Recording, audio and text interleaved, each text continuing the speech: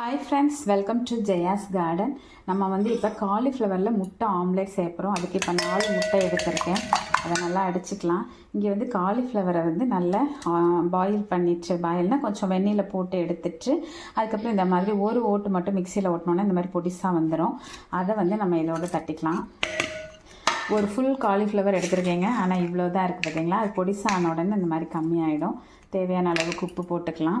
இதில் 4 காந்தாரி மிளகாயும் நல்ல ஒரு 10 சின்ன வெங்காயம் பொடிசாக கட் பண்ணி விட்டுருக்கேன். நீங்கள் காந்தாரி மிளகாய் நம்ம டெரஸ் கார்டனில் இருக்கனால காந்தாரி மிளகாய் பறிச்சிருக்கேன். இல்லைன்னா நீங்கள் ஆர்டினரி மிளகாய் உங்கள் காரத்துக்கு தகுந்த மாதிரி போட்டுக்கோங்க. போட்டு இப்போ நல்லா இதை அடிக்கலாம். நல்லா தவா சூட் பண்ணி கொஞ்சமாக ஆயில் விட்டுருக்கேன். அதில் நம்ம தேவையான அளவுக்கு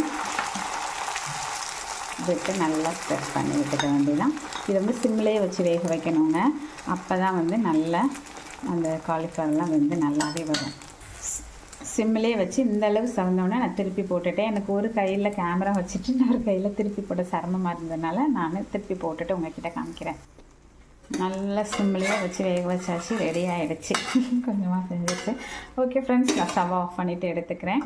உங்களுக்கு இது மாதிரி நீங்கள் ட்ரை பண்ணி பாருங்கள். ஏன்னா சில பிள்ளைங்க முட்டை சாப்பிடுவாங்க, ஆனால் வெஜிடபிள்ஸ் சாப்பிட மாட்டாங்க. அதுக்கு நம்ம இந்த மாதிரி எல்லாம் ட்ரை பண்ணி கொடுத்தோம் அப்படின்னா அவங்களுக்கு ஒரு வெஜிடபிள் கொடுத்த மாதிரி இருக்கும். ஃபுல்லாக பெரிய ஒரு காலிஃப்ளவர் போட்டிருக்கேன் 4 ஆம்லேட் செய்கிறதுக்காக.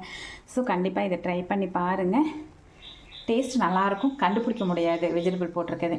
ஸோ பிடிச்சிருந்தா லைக் பண்ணுங்கள், ஷேர் பண்ணுங்கள், கமெண்ட் பண்ணுங்கள், மறக்காமல் சப்ஸ்கிரைப் பண்ணி சப்போர்ட் பண்ணுங்கள்.